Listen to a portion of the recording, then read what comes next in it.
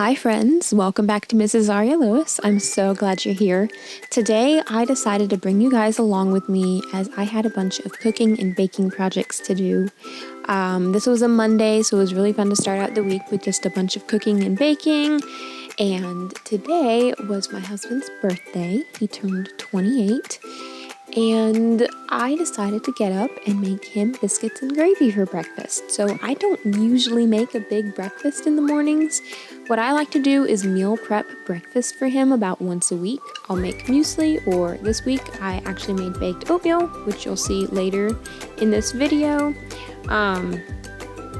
But today was his birthday, so I decided to make him one of his favorite breakfasts, which is biscuits and gravy. Now, interestingly enough, I grew up in the South, and I only started making biscuits and gravy when I was in my mid-teens. My mom pretty much never made them for us. It was just not something that we usually ate. So I was introduced to them when I was in my mid-teens, and I was like, oh my goodness, this is amazing. This is so good. So I don't make them very often because it is kind of a labor-intensive meal, but we would eat it for breakfast, lunch, or dinner. It's so good. So this biscuit recipe is really easy. It's 2 1/4 cups of flour, 5 tablespoons of butter. I think it's a tablespoon of sugar, a teaspoon of salt, a tablespoon of baking powder, and then a cup of milk or buttermilk. Of course, I'm using raw milk that I buy from my friends. And these biscuits, I have formerly I have rolled them out and then folded the dough on itself so that they're more like a rectangle, and then they're easier to break apart, like a sandwich sort of thing. But my husband really likes them in circles, like a traditional biscuit, so I will cut them out in circles for him. But I will post the recipe down below. I don't normally share recipes here to YouTube or to my Instagram or TikTok because I have a Patreon, which I release new recipes every single week to, and a full Monday through Friday breakfast and dinner meal plan. So if you haven't heard of my Patreon, if you didn't know that I had one, definitely go check it out.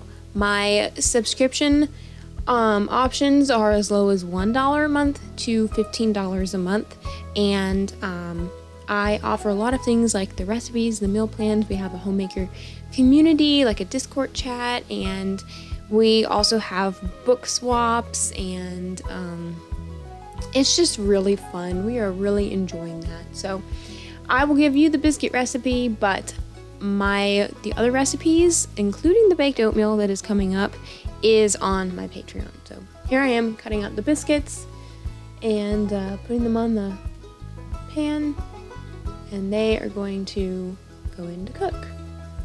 You have to have a scraper to clean up after dough stuff. I mean, how would you do it otherwise? Okay, so for the sausage gravy, as you can see, I'm using beef. We don't have pork right now. We do eat pork. We just don't have pork right now. So one of the things that I'm doing, because we have so much beef, is seasoning the beef with pork sausage flavors. So what I put in was some coconut sugar. You could also do brown sugar, some salt, pepper. I was out of onions, but what you would want to do is caramelize an onion and then add your meat to that. Sage, and then lots of garlic. Of course, garlic makes everything good. And a little onion powder. And then once that is all cooked, I'm adding my flour. And then I will add the milk, and it's going to make a really good gravy. So it doesn't really taste entirely like pork, but it's close enough to where we don't mind that we're eating a beef gravy.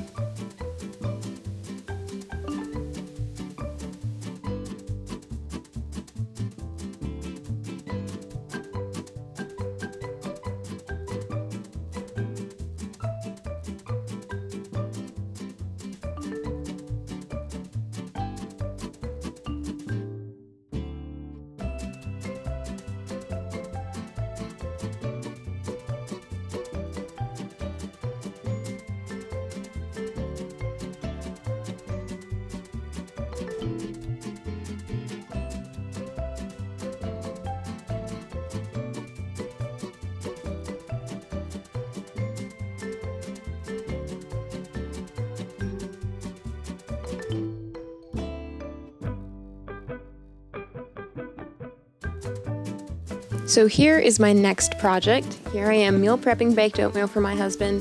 This recipe is on my Patreon, so make sure you go check it out. The link is in, it's not in the bio of my YouTube. I'm not sure.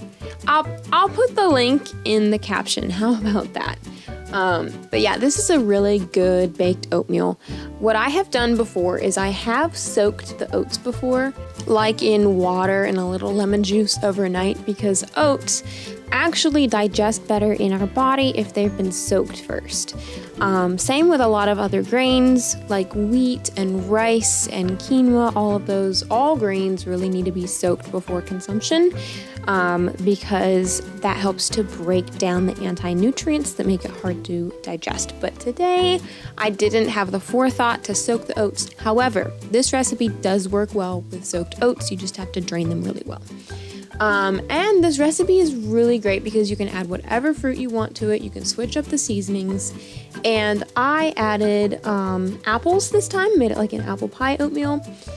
And it has eggs and a lot of milk in it, which gives it a little boost of protein. You could also add like collagen or protein powder if you wanted to make it a little bit more protein dense. But it's a really tasty recipe. It tastes good hot or cold, and kind of custardy. So then obviously after cooking, I had a bunch of dishes to do, so I did my favorite job, which is the dishes. I'm being sarcastic here. I actually hate doing dishes. We have plans to put a dishwasher and an island in our kitchen. As you can see, we have an apartment-sized dishwasher, but we don't have a full size, so we have plans to do a full size soon, and I'm so excited for that. Okay, so the next project was pie crust, because I am going to be making a cherry pie. So this pie crust recipe is actually from Farmhouse on Boone. She has a channel here on YouTube.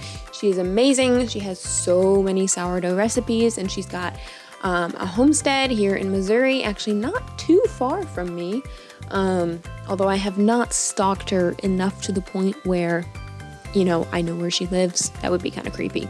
But anyway, I'm using her sourdough pie crust recipe, which is super easy. The only liquid that it has in it is sourdough, which is not even really a liquid. When I tell you, this is a very flaky pie crust that does not taste sour. It is amazing. You must try it. So I will put the link to her blog for the recipe, and I hope you try it because I love it so much. Recently, I've not done too much sourdough baking. I am supposed to be eating low carb, according to my doctor, because of my blood sugar and inflammation. However, I struggle very much because carbs are life. And they bring me joy and happiness. So I've been trying not to bake as much bread, but man, it is hard not to eat carbs. So it makes me feel a little better to know that the sourdough is better. Now you can ferment this pie crust overnight. I did not do that because once again, I didn't have the foresight to make this up the day before. It's okay. It will still digest better than normal. But like I was saying with the oats that need to be soaked, like grains need to be soaked, another thing you can do instead of soaking is souring them, and that's exactly what the sourdough is for. So if you are not familiar with this, definitely look into sourdough because it's amazing. Okay, so this is cherry pie filling that I had canned this summer. I had gotten a bunch of cherries from Azure Standard, which is my favorite online grocery store. You can order pretty much, they have everything under the sun from chicken feed to,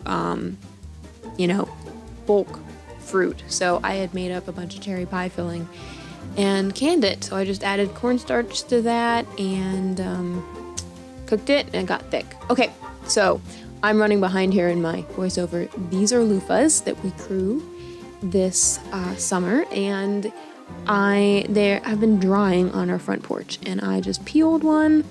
I had 2 to do today, and I'm rinsing them because they have like slimy squash film on them. So anyway, I'm trying to get most of that off, and then I put them out in the sun to dry. Loofahs are a great gourd that you can use as a sponge. So that's what we use them for. Okay, so time to roll out the pie crust. I Honestly, confession, I hate pie crusts. They are just so labor intensive. So, you know what I should do is I should make a bunch of pie crust and put it in the freezer. That would be so awesome. Unfortunately, they take so much butter. Maybe I should try and see if I can get my hands on some grass-fed lard, make a lard pie crust. That would be really good. So my scrapers were dirty, so I used this like cookie spatula to get this off the counter. Game changer. I mean, these things are amazing when you have sticky stuff. And then I'm using a knife to just cut off the excess pie crust, but don't throw it out because we're gonna use it later. And then here's the second pie crust that I'm gonna use for the lattice top. Oh boy, these are stubborn. And then I cut out the lattice with a pizza cutter. Kind of hard to see because I forgot the fact that there was a camera here, so oops. And then here is the cherry pie filling that had cooled and thickened. This was the perfect texture. So if you ever can cherry pie filling, take a quart of it. Don't put the cornstarch in it when you can it. Just can it without cornstarch. Take a quart, mix in a tablespoon of cornstarch, heat it up until it thickens, let it cool, and it is perfect. It was not soupy, but it was not jello. Here's the pie crust that I have left over. I'm brushing it with some melted butter, more butter, of course. And then I'm gonna sprinkle some cinnamon sugar on top and bake them. Oh, these are so good. Great way to use up leftover pie crust. And honestly, I would make pie crust just for them. Here's my pie. Okay, thank you so much for watching, and I hope I will see you guys next time. Make sure you like and subscribe, please. Thank you. Bye.